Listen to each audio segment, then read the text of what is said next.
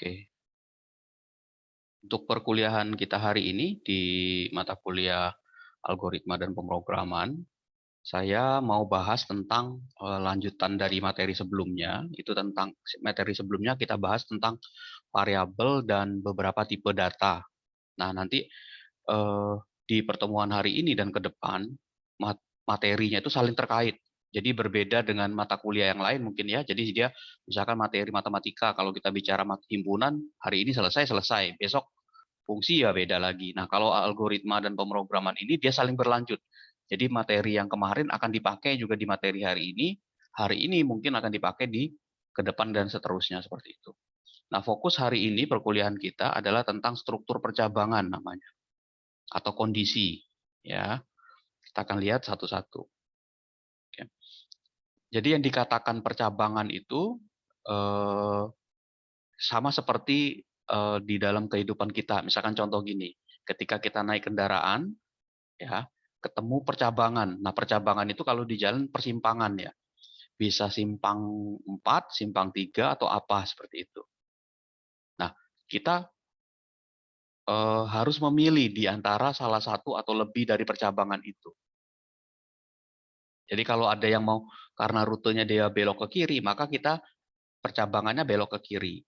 Tapi kadang-kadang ada juga percabang yang membutuhkan belok ke kanan. Tidak bisa dikerjakan dua-dua. Jadi nggak ketika ketemu jalan percabangan itu nggak bisa kita memilih dua cabang, dua belokan itu langsung dikerjakan dua. Nggak harus salah satu dari itu. Itu konsep percabangan. Ya, jadi di dalam konsep percabangan ini ada syarat. Nah, jadi sama seperti tadi. Jadi ketika misalkan contoh ini, misalkan ini katakanlah ada jalan, ya misalkan ini ada jalan gini. Kita lagi dari sini. Apakah kita mau belok ke kiri saya ya, atau kita mau belok ke kanan saya? Itu sesuai dengan syarat yang diinginkan. Syaratnya apa? Kalau ternyata rumah teman kita atau rumah kita ada di sebelah kiri, maka mau tidak mau kita harus belok ke kiri. Nah, syaratnya apa? Karena rumah kita ada di posisi kiri setelah belokan ini. Seperti itu. Nah, itu ada syarat yang disebutkan seperti itu. Ya, atau katakanlah di belok kanan ini, di belok kiri, di belok kanan ini, itu tidak ada, katakanlah lagi ada acara, jadi ditutup jalannya misalkan. Jadi ya, mau tidak mau kita harus belok ke kiri untuk memenuhi tujuan yang ingin kita capai tadi di sebelah kiri. Ya, nah itu contoh percabangan yang memiliki syarat tertentu dia di sini. Nah, begitu juga pada saat di algoritma.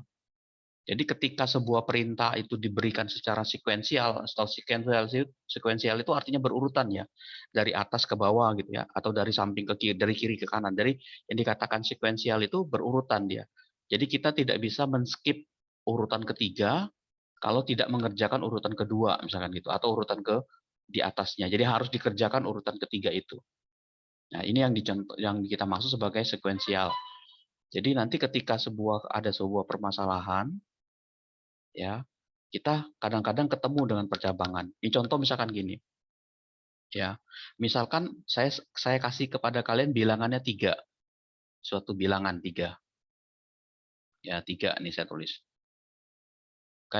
Kita karena sudah pernah belajar matematika sebelumnya, kita tahu kan, oh bahwa 3 itu adalah bilangan ganjil Pak, gitu.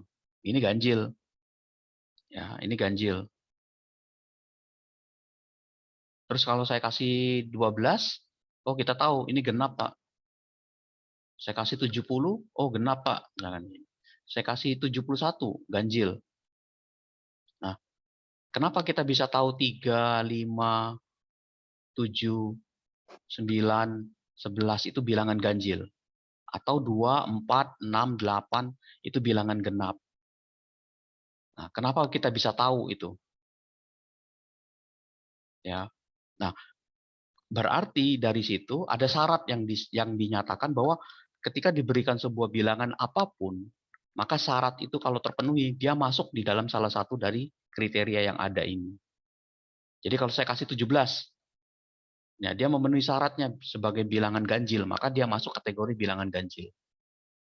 Saya kasih 20, karena 20 memenuhi syarat untuk menjadi bilangan genap, maka dia kita sebut sebagai bilangan genap. Nah, kalau diminta kita membuat sebuah algoritma atau sebuah nanti implementasinya di program, maka kita harus tahu syarat untuk menentukan sebuah bilangan genap atau ganjil itu apa syaratnya. Itu dulu yang harus ditentukan. Ya. Nah, syarat sebuah bilangan genap itu adalah berapapun bilangan itu, kalau habis dibagi 0, habis dibagi 2, sorry, habis dibagi 2, maka ini kita kategorikan sebagai bilangan genap. Nah, kata-kata habis dibagi 2 ini, berarti kita harus tahu cirinya apa, habis dibagi 2. Berarti habis dibagi 2 itu artinya kalau 4 dibagi 2, itu sama dengan 2, sisanya 0. Nah, sisa inilah yang kita bilang sebagai habis itu. Jadi kalau saya punya 5 dibagi 2, itu kan 2. Sisanya berapa? Sisanya 1. Kenapa sisa 1? Karena 2 dikali 2, 4. Nah, 5 dikurangi 4 itu kan 1. Sama seperti 7. Ya, 7 dibagi 2. Nah, ini 3, sisanya 1. Nah, 1 ini karena bukan habis. Habis itu 0 ya. Karena bukan habis, maka ini kategorinya adalah ganjil. Ya. Nah, itu yang kita sebut sebagai syarat. Ya, jadi syarat. Maka ketika kita sudah ketemu syarat, pada saat kita buat algoritmanya, misalkan saya pakai teks umum dulu nih. Mulai, ya, kemudian masukkan sebuah bilangan, berapapun. Jangan mikir bilangannya 70, 20, jangan bebas bilangannya. Katakanlah variabel bilangan itu kita simpan di X bilangannya. Nah, kemudian dicek, apakah bilangan X itu tadi habis dibagi 2. Kalau dia habis dibagi 2, maka lanjut ke proses 4 ini. Tulis bilangan X itu adalah genap. Kalau sudah selesai. Nah, jika tidak, maka lanjut ke nomor 5. Maka bilangan itu adalah bilangan ganjil. Ya. Nah, dari sini kita tahu bahwa jika dia nomor 4, nomor 3 yang warna merah ini, baris ketiga nomor 5 ini, baris 3 ini, jika dia habis dibagi 2, ya, maka ini benar. Ya. Jadi kalau dia habis dibagi 2, maka benar. Maka ketika nilainya benar, maka dia masuk ke nomor 4. Ya, maka ada 2 kemungkinan perintah yang akan dikerjakan setelah perintah kedua ini. Ya, apakah dia benar atau dia salah? Nah, ini salah di sini. Salah itu artinya bukan salah hitung, tapi tidak sesuai dengan nilai yang habis dibagi 2 ini, kata-kata habis dibagi ini. Jadi kalau saya berikan 7, 7 dibagi 2, oh Pak, 1 Pak, maka dia bukan 0, maka dia 1 di sini hasilnya. Nah, 1 itu lari ke nomor 5. Maka cetak bilangannya ganjil. Jadi ada dua kondisi yang menyatakan bahwa bilangan itu habis dibagi 2 atau tidak. Ya. Oke. Nah, contohnya misalkan gini ya. Contohnya tadi. Sebentar ya, saya lihat dulu ada nggak di sini. Nih, contoh misalkan bilangan genap ganjil ini. Misalkan saya pakai logaritma ya. Nah, ini misalkan saya deklarasikan dulu. Oke, saya deklarasikan bilangan A-nya. Ini bilangan A, integer ya. Kemudian saya masukkan A ini, bilangan A ini berapa. Oke, ya, ini bagusnya jangan A. Nah, gini aja ya. Oke, ini bilangan A-nya. Nah, kemudian divalidasi sama kita. Nah, pakai control ini, if ini. Jadi kalau kita menggunakan logaritma, maka simbol percabangan itu ini. Ya. Nah, berarti kan kalau kita lihat tadi algoritmanya di sini, jika X habis dibagi 2, jadi ini saya pause dulu, cut dulu. Habis dibagi 2, maka kini kita harus habis bagi 2 dulu nih. Ya, jadi kita buat dulu di sini, tambahin lagi variabel barunya, katakanlah sisanya, sisa bagi ya. Di sini saya buat variabel sisa bagi. Oke. Kemudian saya tulis di sini, ya, saya tulis di sini sisa baginya A mod 2. Ya, nanti saya sampaikan mod itu apa. Oke, ini saya cetak. Kita cetak dulu di sini sisa bagi. Oke ya. Nah, ini saya coba run. Oke, saya masukkan 2, hasilnya 0 nggak? Oke, 0. Kalau saya masukkan lagi, saya run lagi, saya masukkan 11, harusnya dia 1. Oke. Nah, sekarang kita lihat di sini. Yang atas itu adalah variabel yang akan kita gunakan. Ya, variabel A bilangannya tadi ya. Atau kalau misalkan Pak itu pakai X, ya oke, ganti aja X bilangannya. Apa variabelnya. Ini ganti X semua. Oke, yang A kita ganti X. Nah, kemudian tadi kan dikatakan seperti ini. Sisa bagi. Kita tahu bahwa sebuah bilangan itu, misalkan tadi ya, 2 dibagi 2, 1 sisa 0. Atau 7 dibagi 2, 3 sisa 1. Nah, perintah untuk mendapatkan sisa itu menggunakan fungsi mode namanya. Singkatan dari modulus namanya. Modulus. Ya, modulus itu adalah sisa bagi. Jadi untuk mendapatkan 0 atau 1 ini adalah sisa bagi. Ya. Jadi mode namanya. Nah, kalau bagi kan bisa pakai tanda garis gini ya, atau pakai fungsi div misalnya. Tergantung ya. Div ini singkatan dari division. Nah, mode ini adalah modulus dia. Ya, modulus pembagi sisa bagi. Jadi pada saat kita menentukan nilai sisa baginya, X bilangan yang diinputkan itu kita tulis mode 2, nah, maka dia nilainya ini disimpan di dalam variabel sisa bagi. Jadi hasilnya itu apakah 0, apakah 1, itu disimpan di sini. Ya, disimpan di variabel, namanya variabelnya sisa bagi. Tadi kalau kita cetak kan hasilnya kan udah benar tuh. Misalkan saya punya 14, harusnya 0 dia. Tuh, 0. 1, 1. Terus kalau saya punya angka 145, 1.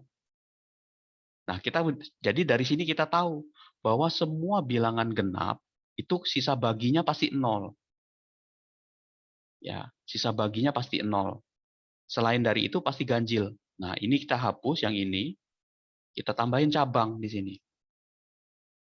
Nah, jadi jika sisa bagi, nah di sini kita tambahin, diklik di sini. Nah, jika sisa bagi sama dengan 0, oke. Ya, maka di sini kita kalau benar true yang sebelah sini, maka kita cetak di sini. Ya. Bil X adalah bilangan genap. Oke. Nah, coba ya kita cek ya, kita run. Saya masukkan 12. Tuh, X adalah bilangan genap. Saya run lagi. 14. Bilangan genap. Saya run lagi. Misalkan 16. Tuh, genap. Nah, kalau saya masukkan bilangannya 11, bukan genap kan? Ganjil kan? Kita lihat dia keluar nggak tuh? Nggak ada kan yang keluar. Kenapa dia nggak keluar? Karena di cabang ini dia tidak memenuhi syarat. Dia cabangnya adalah false. Dan di syarat ini belum ada cetakan proses apapun yang kita inginkan. Jadi di cabang yang sebelah false ini belum ada proses yang diinginkan. Maka hasilnya nggak ada tadi pada saat di run. Pada saat kita run di sini, saya run masukin 11, tuh nggak ada. Kenapa? Karena dia tidak sesuai dengan bila sisa bagi sama dengan 0 ini. Maka dia dicetaknya di sini seperti itu. Ya. Jadi itu yang kita sebut sebagai percabangan, contoh sederhananya. Jadi kalau nanti kalian mau nyetak, Pak, itu mau saya cetak bilangan ganjil, ya sudah tinggal tambahin di sini. X adalah bilangan ganjil.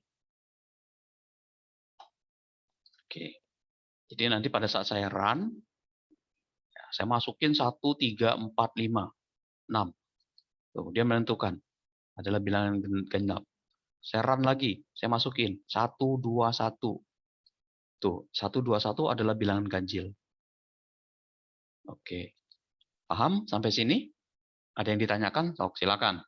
Sebelum masuk ke yang lebih dalam lagi. Silakan. Bapak, mau Ya, nanya, ya Berliana, ya. Belvania, Oh, oke, nih, sok Bapak. silakan.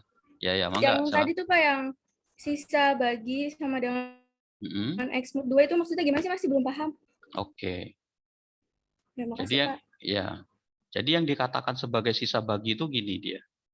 Ini agak-agak sedikit matematika ya, tapi eh, matematikanya yang dasar ini, Kak. Semuanya bisa nih. Misalkan gini contohnya, saya buka pakai Excel ya, biar kelihatan. Ini contoh. Ya. Nah, ini saya punya bilangan ya, 1, 2, 3, 4, 5, 6, 7. Nah, kalau bilangan ini saya bagi dengan, ini kan kalau kita bagi kan pakai gini biasanya ya. Kalau saya bagi 2, ini semua saya bagi 2. Ini kan, ya. Coba kalau kita lihat, semua bilangan yang ganjil, ini yang ganjil nih ya, yang saya tandain ini. Ya, 1, 2, 3, 4. Nih. Ini, itu hasilnya kan pecahan semua kan. Kalau saya ganti ini dengan bilangan 11 juga pecahan di hasilnya. Ini bilangannya. Tuh.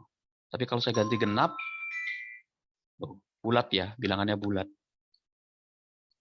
Nah, sekarang bilangan yang hasil pembagiannya ini ganjil ini. Ganjil, ganjil, ganjil. Ini genap, genap, genap. Nah, kalau kita mau mendapatkan sisa baginya, ini Pak, ini ya kita mod, sorry pakai fungsi mod ya. Mod, nah, koma 2. Ya, ini tuh kita lihat cirinya. Semua bilangan ganjil ya, sisa sisa baginya tuh pasti 1 ya di sini. Ya. Nah, bilangan genap sisanya 0 pasti. Kenapa 0? Jadi gini maksudnya tuh. Kalau saya punya 17 dibagi 2, itu kan hasilnya adalah kan 8 kan? Betul ya? 8 ya? 8 kali 2 kan 16 kan? 16 kan? Nah, 16 ini berarti kan hasilnya kalau dibagi langsung gini kan, kalau langsung dibagi gini kan 17 dibagi 2 kan koma 8,5. 8 itu kan yang ini. Nah, setengahnya itu yang mana, Pak? Setengahnya itu adalah sisanya ini. Nah, sisanya itu mana, Pak? Sisanya. Sisanya itu adalah ya 18 ya, hasil perkali 17 tadi kita kurangi dengan ini. Tuh 1. Nah, sekarang saya tanya ini, coba ya kepada kalian. Kalau 11 dimod dengan 3, berapa hasilnya? 4. 4. Benar, 4. Ada yang lain? 2 nggak sih, Pak? Sisanya 4. Sisa 2. berapa? Sisanya 2. Bisa 2. 2, oke. Ada lagi yang lain selain 4, selain 2? Kosong. Kosong. Sisa kosong. Ada lagi? Nah, 1, Pak. 1.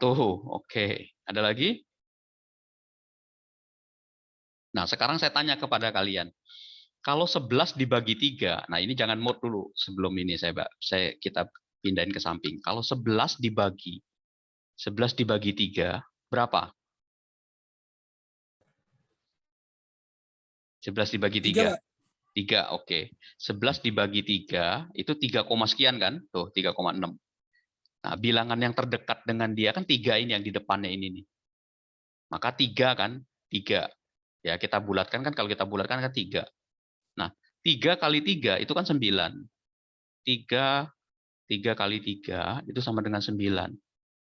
Maka sisa baginya itu adalah yang terdekat dengan dia adalah 11 dikurangi 9. Maka hasil sisanya itu adalah 2. Nih. Oke. Paham nggak? Jadi sisanya itu adalah 2. Nah, kalau kita pakai fungsi, pakai mode tadi, 11,3. Tuh, 2 kan hasilnya? Oke. Jadi 11 mod 3 ini 2 hasilnya. Kenapa? Karena 3 kali 3 9. 11 dikurangi 9, 2 hasilnya. Sekarang saya ganti lagi. 17 mod 5 berapa? Berapa Dua. sisanya? Sisa Dua. 2. Ada lagi yang lain? Ada? Nggak ada, Pak. Nggak ada. Oke. Ya, nah karena 17 kalau kita bagi 5 itu kan 3. Ya, 3. Nah, 3 itu kita kali dengan 5 itu kan 15. Nah, maka sisa baginya adalah 17 dikurangi 15. 2.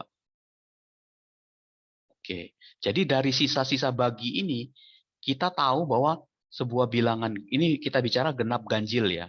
Jadi kalau kita mau mendapatkan sebuah bilangan itu genap apa ganjil, ya. Jadi kalau kita mau lihat bilangan itu genap atau ganjil, maka kita bisa lihat dari sisa baginya. Ya, jadi kalau kita punya sebuah bilangan, ya, kalau kita lihat bilangan apapun dibagi dengan 2, kalau sisanya 0 itu pasti genap. Itu kata-katanya, bahasanya tuh seperti itu. Jadi bilangan berapapun, ini bilangan berapapun, kalau hasil bagi ya, bukan pembaginya, bukan sisa baginya, bukan hasil baginya. Kalau hasil baginya itu kayak tadi itu 3, kalau 11 bagi 3. Kalau bilangan apapun, kalau dibagi dengan 2, sisanya adalah 0. Nah, sisanya atau bulat bilangannya, maka kita kategorikan sebagai bilangan sebagai bilangan genap. Seperti itu, ya. Nah, sama seperti ini. Ya, sama sebuah bilangan. Misalkan saya punya bilangan gini, -1, -2, -3, -19. Kita tahu bahwa bilangan ini adalah bilangan-bilangan yang masuk kategori bilangan negatif atau bilangan positif? Bilangan positif kan? Bilangan negatif kan? -3, -1. Ini kan bilangan negatif kan? Kenapa kalian bisa bilang ini? Atau sama seperti ini, 12, 3, 5, 1. Nah, ini kita bilang bilangannya positif. Karena di depannya ini ada tanda itu. Ada tanda minusnya itu. Jadi kalau kita mau tahu bilangan itu negatif atau positif, berarti cirinya apa syaratnya? Semua bilangan negatif adalah semua bilangan yang memenuhi syarat bilangan itu harus lebih kecil dari berapa? Lebih kecil Nol. dari Dari 0. 0, Pak. Oke, berarti itu syarat bilangan bilangan negatif. Nah, ini syarat. Kalau ini adalah syarat bilangan negatif. Berarti harus lebih kecil dari 0. Kalau ini positif lebih besar dari 0. Misalkan itu. Ya, nah jadi balik lagi ke yang ini tadi. Jadi seperti itu. Tadi siapa tadi yang nanya tadi? Belinda ya. Belvania, Pak. Oh iya, Belvania, sorry. Jadi itu ya, seperti itu. Jadi yang dimaksud sebagai sisa bagi itu adalah bilangan hasil bagi terhadap bilangan yang terdekat perkaliannya. Misalkan 20 mod 7 berapa? Berapa, ayo? 20 mod 6, 7. Pak. 6, ya. 6. 6, Pak. Ya. Karena 7 kali 2 14 kan? Nah, 20 dikurangi 14 itu 6. Jadi sebelum kita mengerjakan algoritma, membuat flowchart ataupun nanti menulisnya dalam sebuah perintah algoritma pakai bahasa tulisan seperti ini ataupun mau pakai flowchart seperti ini, kita harus tahu dulu. Ya, harus mendefinisikan dulu. Oh, ini syaratnya ada seperti ini. Oh, harus seperti ini, harus seperti ini. Itu ya. Oke. Ada lagi yang lain? Ada lagi? Silakan. Atau tadi Belvania ada yang belum paham?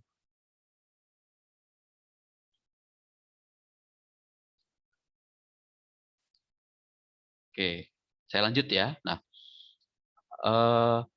percabangan yang sudah tadi kita contohkan tadi, itu sebenarnya dia punya 3 jenisnya, tipenya. Pertama adalah percabangan yang tunggal. Ada yang percabangan ganda, ada percabangan yang lebih dari 2. Jadi kalau kita bilang cabang itu kan kadang-kadang dia bukan 1, pasti lebih dia. Ya. Nah, cabang itu ada ada yang tunggal, ada yang ganda, ada yang lebih dari 2. Nah, kalau dia tunggal, hanya ada satu alternatif instruksi. Jadi kita tidak bisa, jadi syarat ini, kamu kalau memenuhi syarat ini, ya harus ke kanan gitu loh. Jadi cuma satu dia jalurnya. Jadi tidak ada alternatif lain yang harus dikerjakan oleh dia. Jadi kalau tidak memenuhi syarat ya sudah selesai. Kamu udah makan belum? Misalkan belum, ya sudah makan dulu. Kayak gitu. Kalau misalkan dia bilang sudah, ya berarti nggak nanya, karena ya pertanyaan yang diajukan adalah kamu sudah makan belum? Belum Pak, ya sudah makan dulu sana. Nah, alur untuk kalau dia sudah, itu tidak dia, kamu udah makan belum? Sudah, ya sudah silakan masuk ke kelas misalkan. Nah, itu tidak disampaikan di situ, tapi pertanyaannya adalah kamu sudah makan belum? Belum Pak, ya sudah silakan makan dulu. Nah, jadi hanya ada satu alternatif instruksi yang kita buat. Jadi sisi kotaknya itu hanya ada di sisi kiri atau sisi kanan. Nih contohnya. Jadi ketika ada kondisi ini dia benar, ya sudah selesai sebelah sini. Kalau salah ya sudah langsung masuk ke sini. Jadi tidak nyabang lagi ke sini ada apa.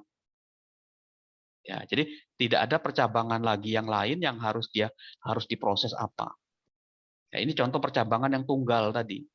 Ya, jadi sisinya bisa benar di sebelah kanan atau sisi sebelah kirinya. Seperti itu. Ya. Jadi posisi flowchart yang percabangan tunggal itu seperti ini.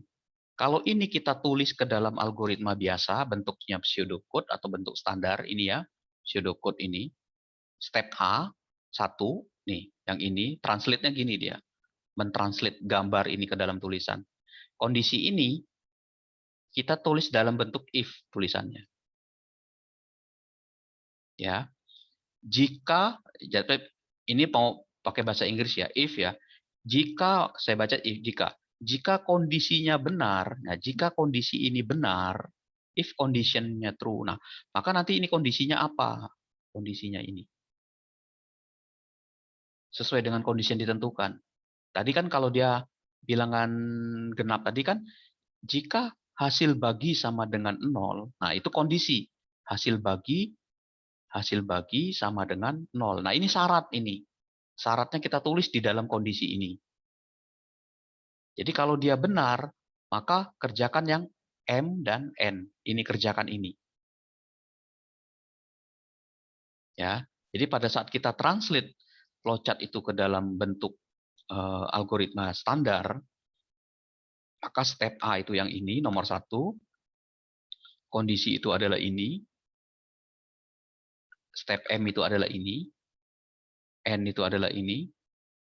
X itu adalah yang ini. Nah, ya. Nah, perhatikan di sini ada if, ada and if di sini. Nah, ini satu blocking namanya, blocking. Ya. Kita harus blocking ini. Kenapa?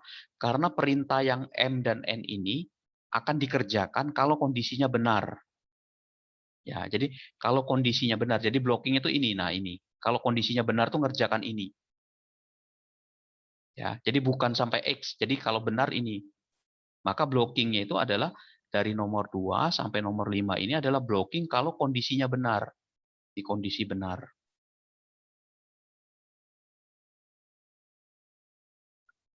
Ya, jadi kalau kondisinya benar. Nah, kalau tidak, misalkan gini, kalau dia, Pak, berarti kalau dia salah mana, Pak? Ya sudah, kalau dia salah langsung selesai ini. Jadi nggak ngerjakan ini, step ini. Ini yang kita sebut percabangannya tunggal. Ya, jadi hanya ada percabangan prosesnya itu hanya ada di satu sisi saja. Ya, seperti itu. Oke, kemudian yang kedua, ada percabangan ganda. Jadi terdapat dua alternatif instruksi. Instruksi benar dan instruksi salah. Ya, instruksi benar atau instruksi salah. Situ. Ini contoh. Ya, contoh percabangan tunggal. Ntar kita lihat dulu percabangan ganda dulu ya, sebelum contohnya. Jadi kalau kita bilang dia percabangan ganda, nah di sini ada stepnya nih. Tuh, lihat ini. Ini blocking yang benar. Ini blocking kalau dia true, benar. Kalau ini adalah block untuk dia false. Ya. Jadi jika ya kondisi ini benar, maka yang dikerjakan adalah and if ini nih dari 2 sampai 5. Tapi kalau dia tidak benar ini nilainya tidak sesuai, maka dia kerjakannya ke sini. Yang ini. Nah, masuknya ke sini, yang 2 ini, X dan Y ini.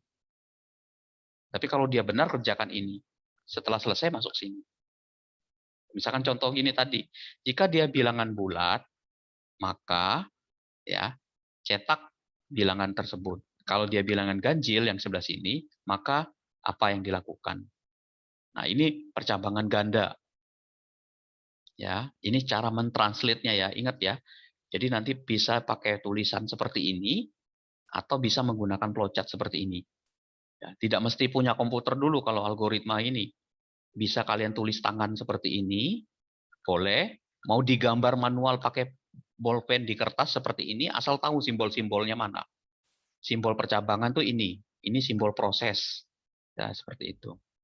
Itu silakan, enggak. Nanti misalkan ujian, Pak, saya nggak ada laptop, Pak, ini nggak ada masalah. Yang penting tulis tangan boleh, ya, digambar manual seperti ini boleh, ya. Kecuali nanti harus diuji dengan komputer. Nah, itu harus wajib misalkan pakai komputer. Ya, jadi setelah buat ini baru ditranslate ke komputer misalkan. Itu silakan. Tapi yang penting ini dulu, menguasai algoritma ini. Ya. Oke. Nah, kita lihat contohnya di sini. Nih, soal pertama. Buatlah algoritma untuk memvalidasi usia. Mengecek usia ya, validasi ini mengecek. Apakah dia di atas 17 tahun? Kalau dia di atas 17 tahun, maka lanjut dia. Nih contoh. Integer usia. Input usianya berapa? Nah, terus dikondisikan di sini. Dicek, apakah usianya di atas 17 tahun? Di atas 17. Betul. Oke, silakan. Ya, silakan masuk sini. Usia Anda sekian. Silakan lanjutkan. Berarti dia lanjutkan ke sini. Nah, bisa juga misalkan gini ya, saya coba edit yang contoh itu ya. Kita buat file baru ini yang usia tadi ya. Ini saya hapus dulu semua. Oke. Oke, ini kita declare usia. Misalkan ini. Integer ya usia. Kita input usianya berapa. Jadi nggak perlu memikirkan usianya tuh. Usianya berapa ya Pak? Nggak usah ditanyain itu. Biar nanti program yang ngecek itu. Ini. Nah, misalkan ini. Usia lebih besar 17. Oke. Ya, lanjutnya apa di sini? Outputnya. Ya, di sini tadi perintahnya ngapain dia? Oke, perintahnya adalah ya usia di atas 17 tahun. Oke. Oke, sini. Usia di atas 17 tahun. Oke. Ya. Nah, di sini oke. Misalkan output lagi. Silakan lanjutkan.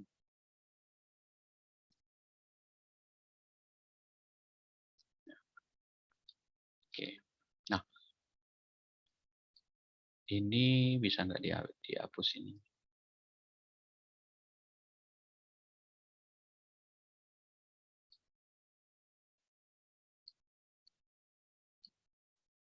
Oke.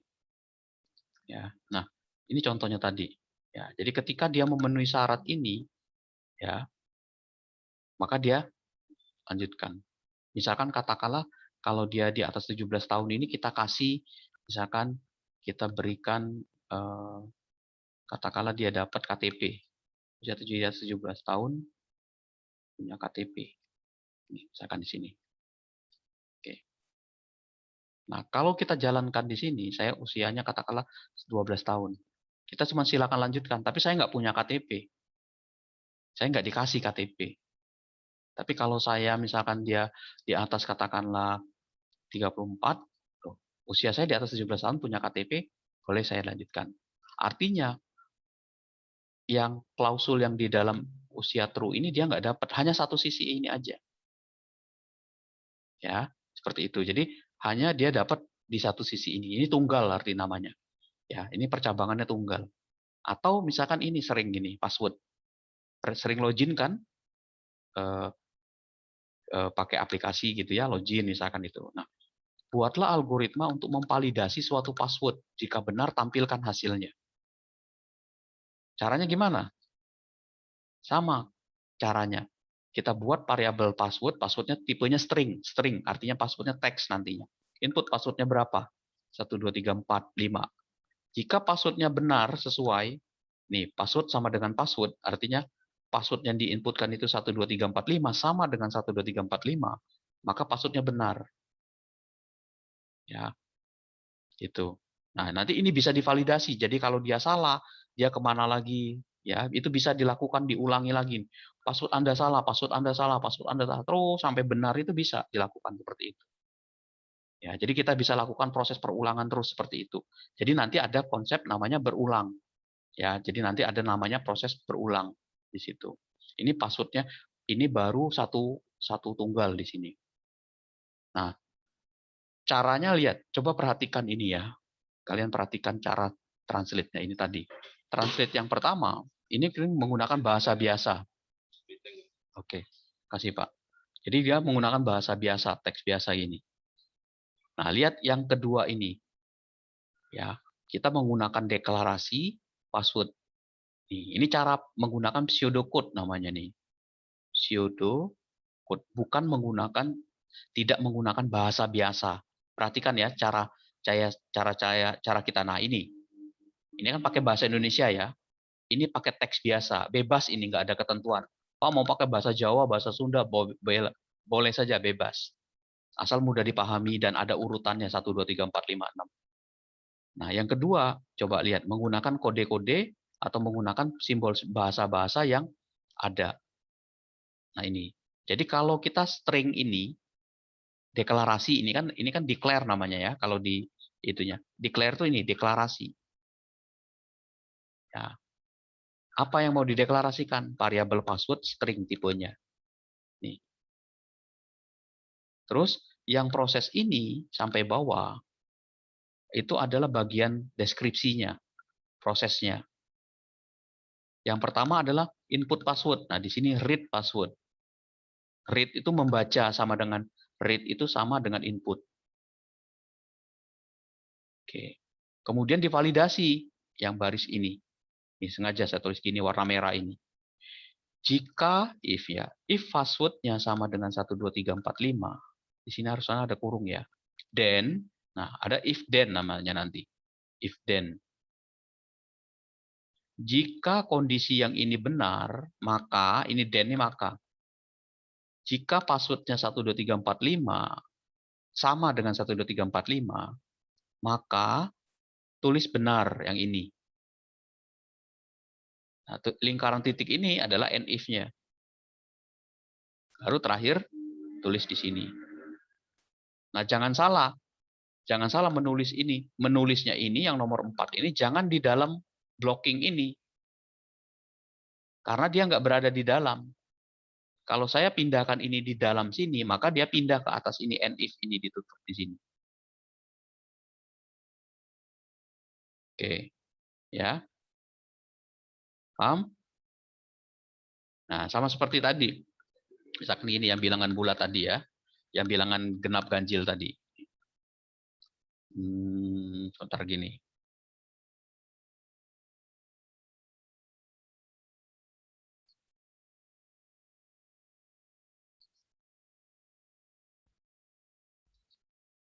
Oke, nih.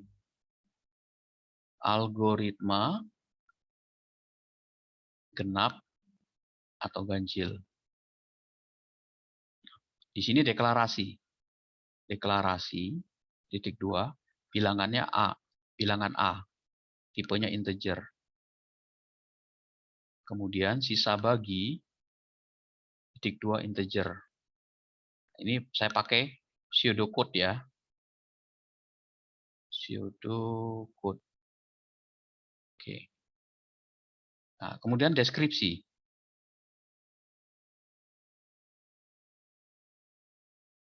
Oke. Waduh, ketutup nih.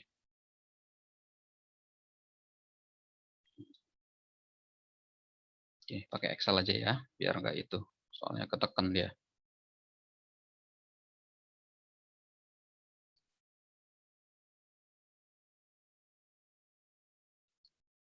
ya. Oke. Jadi deklarasi. Oke. Ini bilangan X-nya, bilangan A-nya, integer. Oke. Di sini ada titik 2-nya ya, jangan lupa ya. Sininya ada titik 2-nya. Oke. Nah, di sini ada hasil bagi. Oke. Ini integer juga. Kemudian di sini ada deskripsi. Nah, ini prosesnya. Ya, proses yang pertama itu adalah input kan, input ya. Jadi read bilangan A. Nah, masukin berapapun bilangannya. Kemudian hasil baginya itu tadi, ya hasil baginya ini kita tuliskan pakai ini. Bilangan A-nya tadi kita mut dengan 2. Ya. Nah, kemudian kita tulis if hasil bagi, ini pakai kurung di sini kondisi ini. Hasil bagi sama dengan 0, then nah, maka di sini tulis ya, bisa print atau write aja ya. Write bilangan genap. Oke. Nah, di sini end if. Dah selesai. Ini tunggal. Ya, ini tulisannya tunggal. Ya, ini penulisan untuk yang tunggal. Ya, jadi tanpa menggunakan apa istilahnya tuh? Tanpa menggunakan percabangan ganda. Jadi cuma satu if-nya. Jadi kalau dia bilangannya sisanya 0 ya sudah selesai ini. Nah, ini namanya pseudocode. Jadi pseudocode.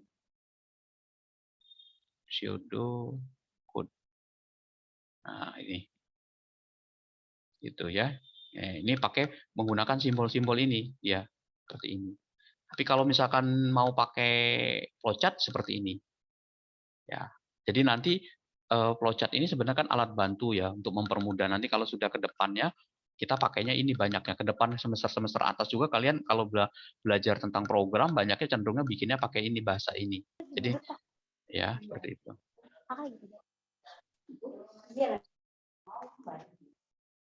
Oke. Ada pertanyaan silakan. Ya, ini untuk percabangan yang tunggal, percabangan ganda dan percabangan yang banyak. Nah, percabangan lebih dari 2 itu mungkin nggak, Pak? Mungkin. Jadi di dalam sebuah struktur percabangan ada lagi percabangan lagi yang lain. Ya, misalkan contohnya gini. Di sini ada percabangan lagi. Nanti di sini ada cabang lagi. Di dalam sini ada cabang lagi. Nah, bisa jadi nanti pada kasus tertentu cabang ini. Jika usia tidak lebih usianya tidak apa lebih tidak lebih besar dari 17, dicek lagi apakah usianya di atas 10. Iya. Usianya apakah 11? Baru di sini proses di sini. Jadi bisa banyak kondisi-kondisi yang di dalam ini. Berarti kalau dia usianya tidak lebih besar dari 17, maka dia yang lebih kecil dari 17, usia yang di bawah 17 itu masuk ke di kelompok ini. Nanti dibagi lagi di sini 10 sini. Yang 10 berarti kalau dia lebih besar dari 10 yang sisi sebelah kanan ini, lebih kecil dari 10 posisinya ada di sini.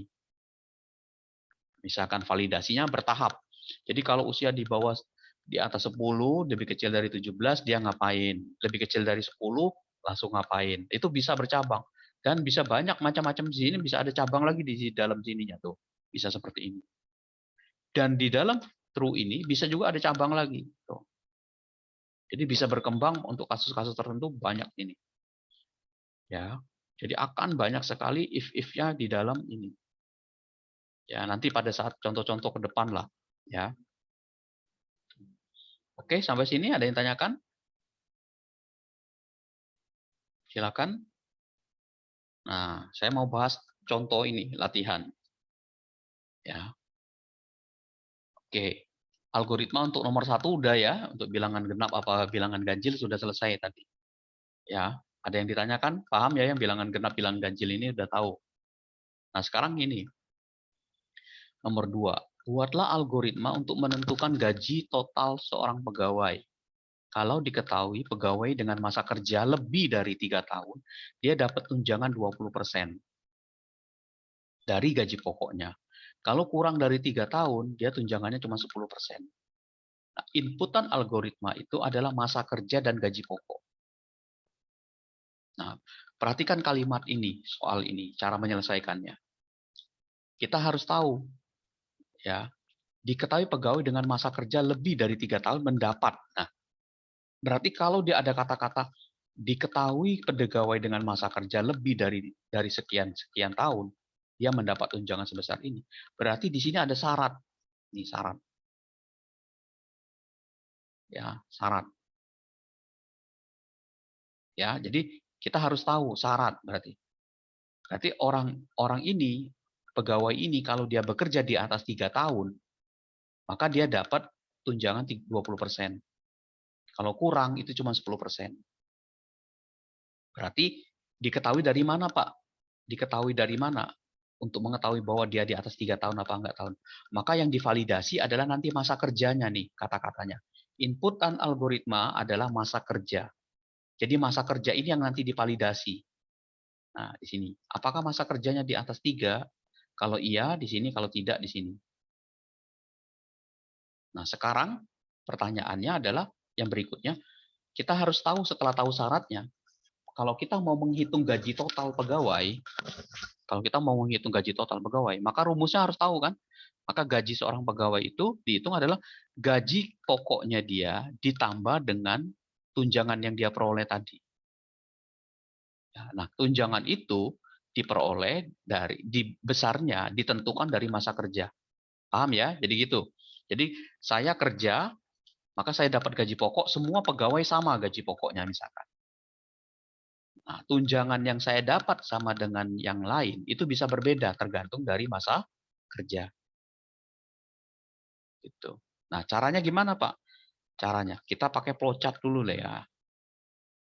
Oke, kita pakai flowchart ini saya hapus dulu. Ya. Oke. Yang pertama tadi variabelnya. Ya, disebutkan bahwa variabelnya adalah masa kerja. Nah, ini yang pertama, masa kerja. Tulis saja gini. Masa kerja. Oke, tipenya integer aja. Oke. Kemudian yang kedua adalah gaji pokok. Mau digabung di sini boleh, karena tipenya integer sama, gaji pokoknya nggak apa-apa, kita masukin. Jangan ada spasi ya, syarat dari ini ya. Oke. Ya. Nah, ini masa kerja. Terus yang kedua dari kata-katanya tadi, inputannya adalah masa kerja dan gaji pokok. Maka kita input itu nilainya. Masa kerjanya tadi berapa? Ya, kita input di sini. Kemudian gaji pokoknya kita input juga. Gaji pokoknya berapa? Oke, kita input. Ya, kita input nih 2. Nah, kemudian kita validasi yang untuk menentukan gaji total yang dia terima. Oke, masa kerja. Berarti kita harus validasi nih Pak, masa kerjanya pakai if. Nah, di sini validasinya ini. Maka yang divalidasi adalah masa kerja. Masa kerja apakah lebih besar dari 3? Sama dengan ya, pakai sama dengan aja ya, biar 3-nya masuk di sini. Apakah di atas 3 sama di atas 3? Kalau dia di atas 3, maka di sini tadi ada nilai tunjangannya 10%. Kita buat nih tunjangan. Tunjangan 20% kalau di atas 3. Tunjangan 20%. Nah, saya pakai pecahan ya, 0,2 ya. Jadi tidak pakai persen 20 gitu. Saya tulis tunjangannya 0,2. Kalau dia kurang dari 3, nah, tunjangannya ini 0,1. Oke, 10%. Oke. Ada yang salah? Ada yang kurang nggak? Apa kira-kira? Ada yang tahu? Kurangnya apa yang belum dibuat sama saya? Ada yang tahu? Apa kira-kira yang belum dibuat di sini sama saya?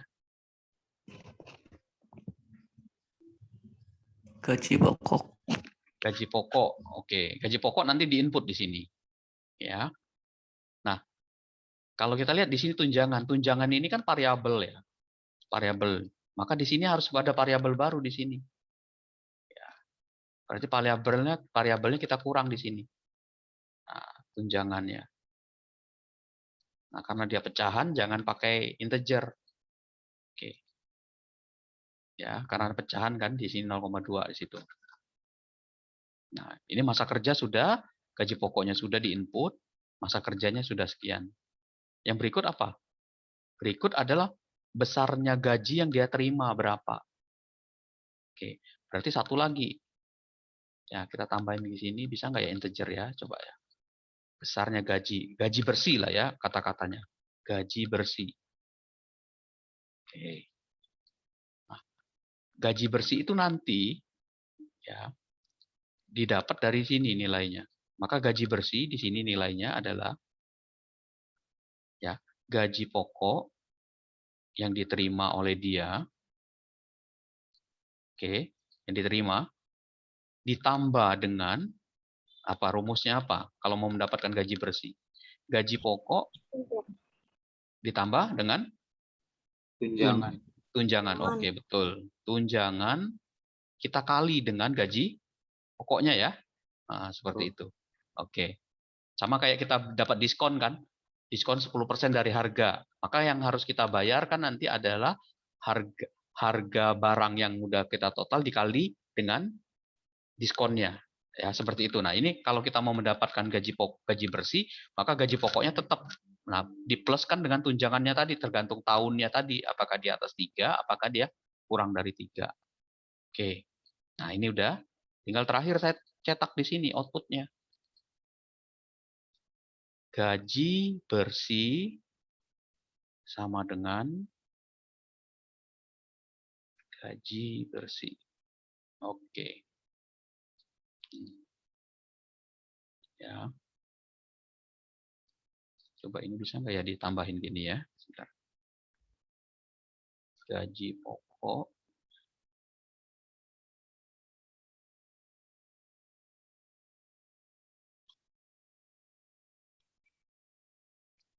Gaji pokok.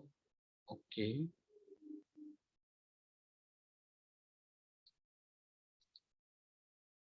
Oke, nggak bisa ya ini. Kayak apa ya nyambungnya ya.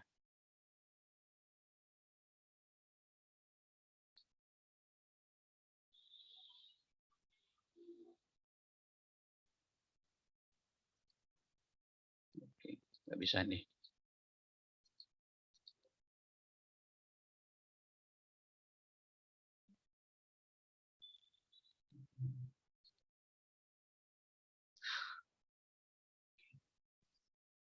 Yang nggak bisa berarti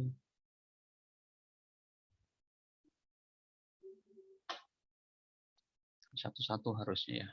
Ini aja, nggak apa-apa. Gaji bersih. Oke. Nah, sekarang kita tambahkan, kita jalankan nih.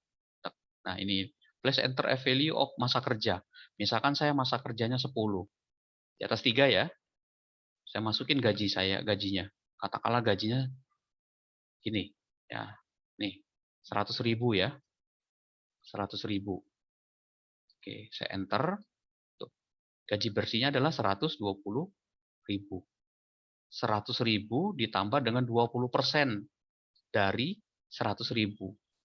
20.000. Jadi 120.000. Ya, nah sekarang saya tambahin lagi. Saya misalkan masa kerjanya baru 1 tahun. Saya gajinya 100.000 juga. Ya, nih 100.000 ya. Oke, saya enter. Tuh. Ya, 10% dapatnya. Kenapa? Karena 0,1 dari 100.000. Oke, gitu ya. Jadi apa itu? Kondisinya ada 2 di sini. Tuh, di soalnya itu. Jadi masa kerja, kemudian gaji pokok, gaji bersih, tunjangan, kemudian di-input, kemudian divalidasi. Dihitung. Ya. Ada pertanyaan? Ada yang mau ditanyakan? Oke.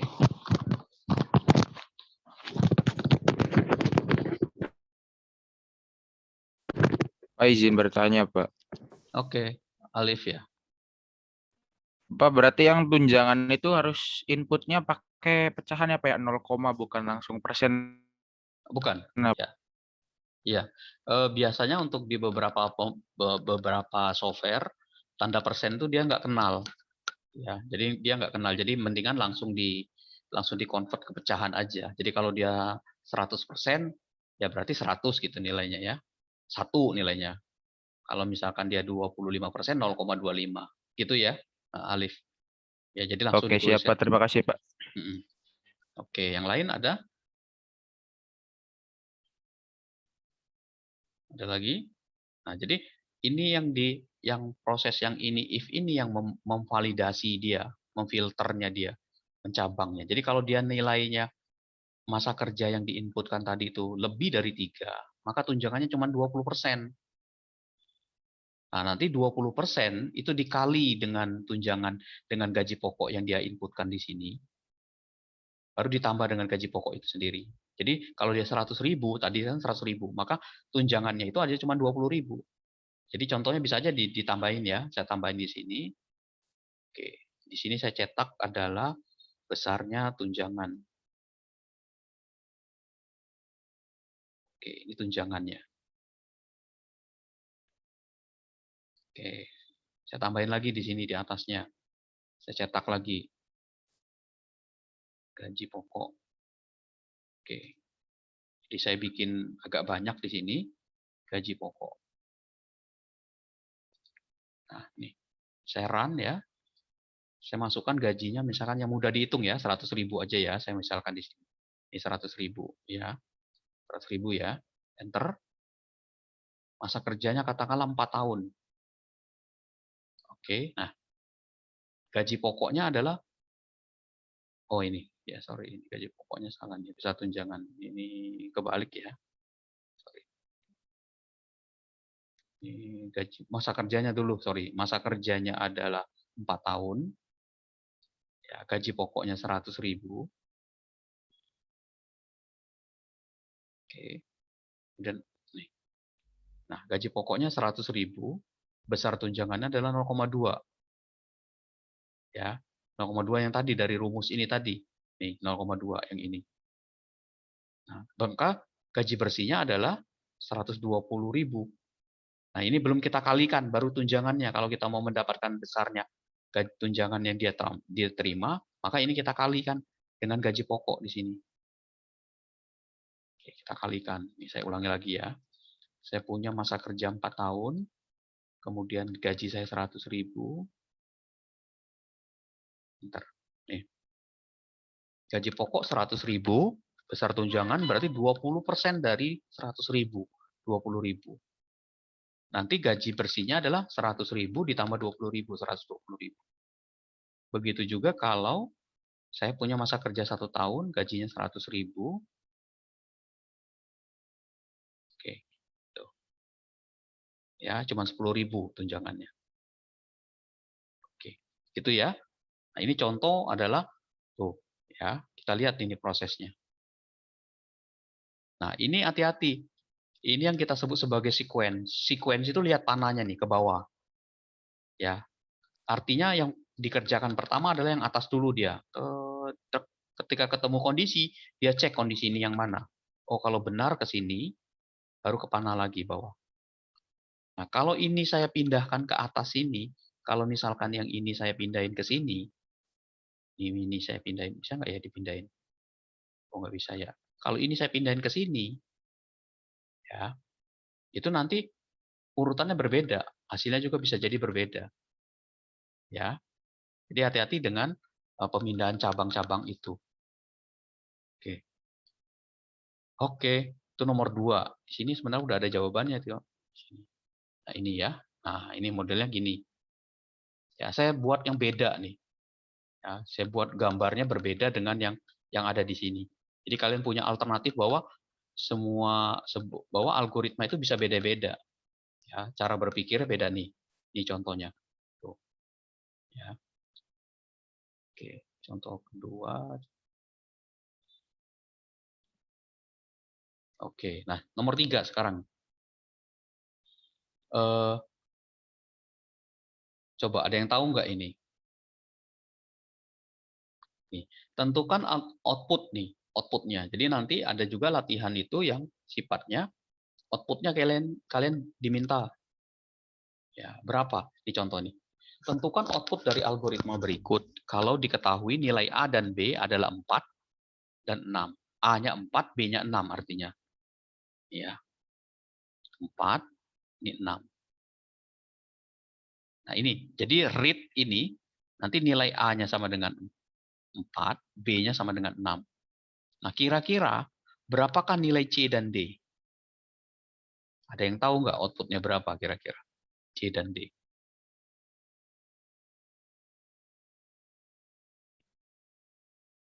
Oke, ada yang tahu caranya? Nah, caranya gini, nganalisanya outputnya.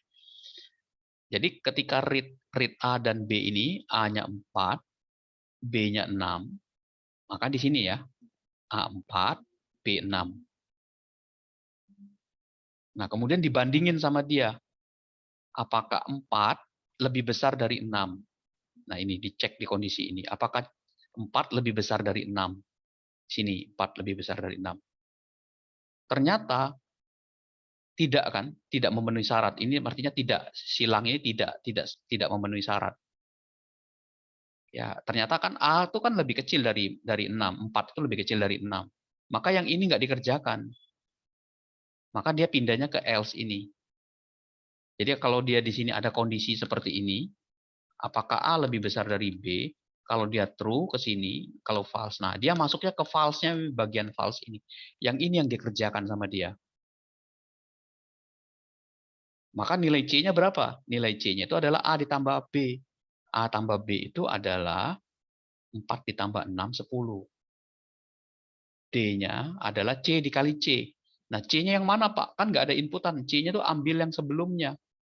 C-nya itu adalah hasil yang sebelumnya ini tadi, yang udah dihitung, yang sudah dijumlahkan tadi. Yang C yang udah dijumlahkan ini tadi. 10 kan di sini C-nya. Maka 10 kita kali 10. 100 dapatnya D-nya. Terus cetak C sama D-nya. Maka C-nya adalah 10. D-nya adalah 100. Oke, jadi menganalisa ini nggak perlu dibuatin, nggak usah dipakai program. Jadi bisa aja kita analisis satu-satu. Oh, ini nggak memenuhi syarat, Pak. Coret ini. Sekarang saya ganti, coba. Ada yang bisa nyobatin. Kalau saya ganti A-nya 6, B-nya adalah 2, berapakah nilai C dan D-nya? Coba. Coba, siapa yang bisa nih? Tak kasih bonus nanti. Berapa? Kalau saya ganti A-nya 6, B-nya 2, berapa nilai C dan D-nya? Berapa? 12, Pak. Nilai C-nya berapa? C-nya 12. C-nya 12. C-nya 12. D-nya? D-nya 24. D-nya 24. B atau D sih, Pak? D. C, D-nya sorry, 24. C dan D. C-nya 12, D-nya 24.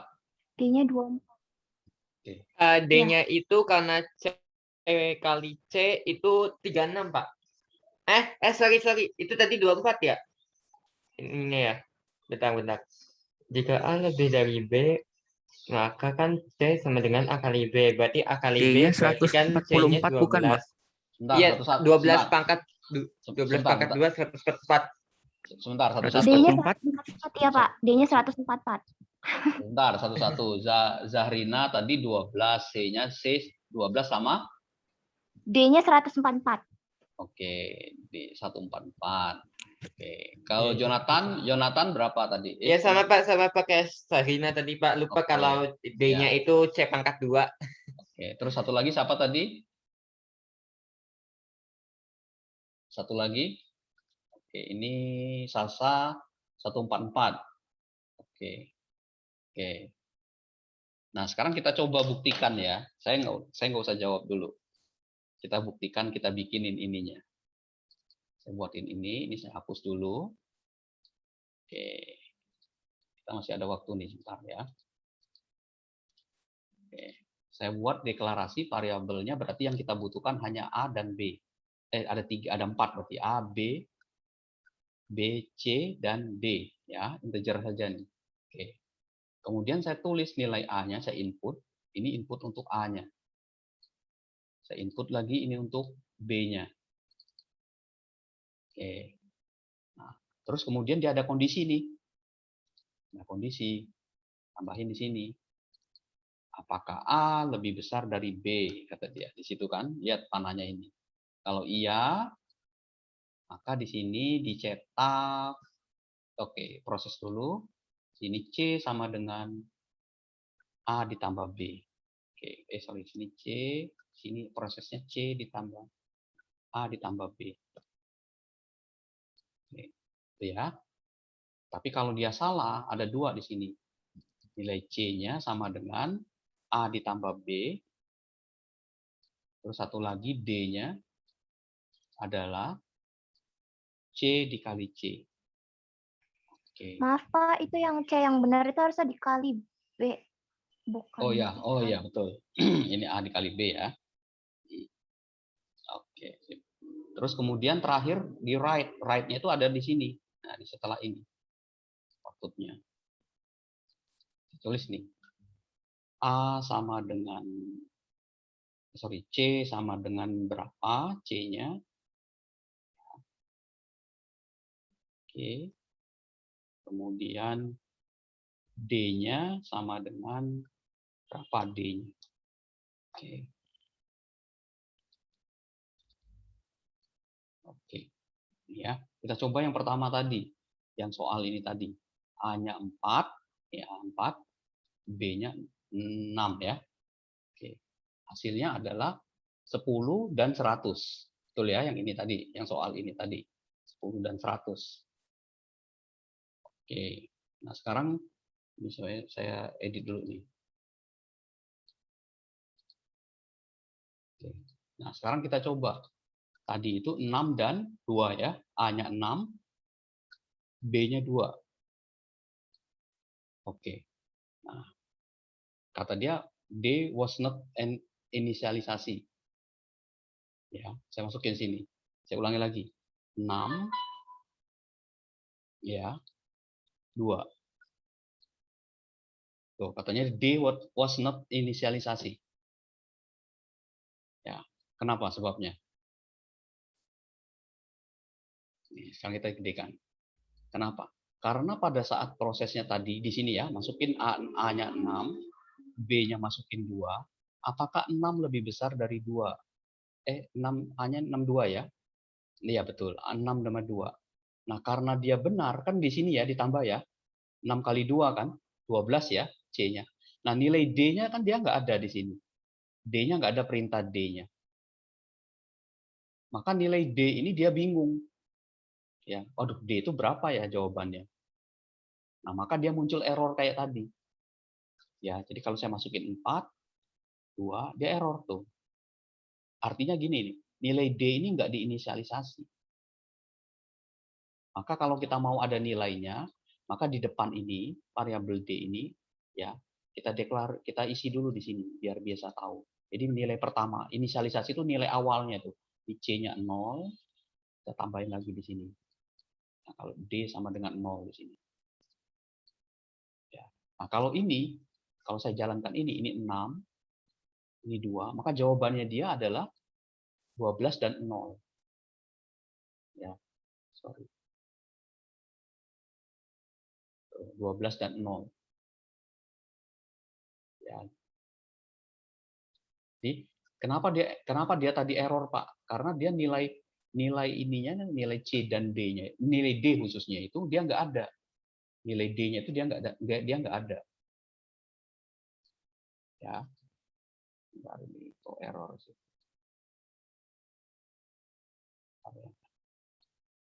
Jadi 6 dan 2. Oke, tuh. Ya. Jadi nilai D-nya tetap 0. Kenapa nggak ada proses di sini? Kenapa Pak yang ini tadi, kalau yang ini di sininya misalkan 4, di sininya 6, dia 10 sampai 100 karena di sini ada perhitungan untuk D. Ya. Oke. Jadi yang tadi jawabannya adalah 24 dan ya ini 6A kali B ya, berarti inputnya 6 kali 4, 6 kali 2 12, berarti D-nya 0 kalau kita inisialisasi. Seperti itu. Ya. Oke, paham? Ya, hati-hati ya dengan proses itu ya. Jadi kalau misalkan di sini, kalau misalkan kalian, Pak ini right CD berapa? Bisa juga ditulis C-nya adalah 12, D-nya berapa? D-nya itu karena tidak dideklarasikan bisa jawabannya 0 atau 0 aja ditulis D-nya 0. Kenapa? Karena nggak ada proses di sininya. Kan blockingnya kan masuknya di sini. Nih. Gitu. Ya. Oke. Oke, ada pertanyaan? Nah, sebentar. Nah, latihannya ya, coba. Latihannya nanti di rumah yang nomor 4, nomor 4, nomor 6 sama yang latihan ini ya. Ya. Ya, sama ini ya. Sama 5 ini. Jadi nanti dicoba dikerjakan ya, nanti dikumpulin. Gitu ya. Ini ada contohnya beberapa. Oke. Bisa ya, dicoba dulu ya. Kalau ada yang perlu ditanyakan nanti ditanyakan di WA grup aja nggak apa-apa. Berarti itu latihannya 456 ya, Pak? Nomor 6-nya nggak usah. Atau Nomor semua? 5-nya nggak usah. Yang ini aja deh dikerjakan. Nah, ini 5 ini ya, yang latihan ini ya, 1 2 3 4 5 ya. Oh, 5-nya yang ini ya, Pak? Ya, oke. Oke, di sini ada, perhatikan di sini ada kondisinya nih. Contoh nomor 4 ya. Algoritma teks dan flowchart untuk menentukan suatu bilangan yang diinputkan merupakan bilangan positif atau bukan. Jadi ada dua nih, algoritma pakai teks dan pakai flowchart. Jadi kalau pakai teks tulisannya bisa pakai gini, atau mau pakai bahasa Indonesia, atau pakai flowchart yang tadi. Ya, dan nggak mesti harus pakai komputer flowchartnya. Kalau kalian mau pakai tulis tangan ditulis tangan gitu, silakan nggak apa-apa ya. Jadi silakan kalau mau pakai Word ada simbol-simbolnya silakan. Jadi nggak mesti harus pakai Flowgorithm ya. Ya, paham ya? Nah, jadi seperti itu. Jadi nanti nggak ada yang WA saya, Pak. Saya nggak ada komputer, Pak. Misalkan ini tulis tangan aja nggak apa-apa. Karena kita toh belum bicara pakai belum pakai software ya. Nah, yang pakai Flowgorithm itu adalah untuk ngujinya benar apa enggak. Yang ini nih. Ya. Jadi kalau kita nulis masih ada agak yang salah-salah ya nggak apa-apa. Ya. Gitu ya. Oke. Jadi perhatikan ada mana yang menjadi kondisi, mana yang menjadi proses. Ya, contoh nih. Sebuah provider internet memberikan penawaran tarif langganan dengan ketentuan untuk pemakaian 50 jam pertama dikenai biaya 5.000. 50 jam pertama. Untuk pemakaian lebih dari itu, setiap jam kelebihan itu dikenai biaya Rp5. Wah, hati-hati. Kalau saya pakainya 10 jam, ya berarti saya nggak kena biaya kelebihan. Nah, tentukan besarnya biayanya berapa bebas ya.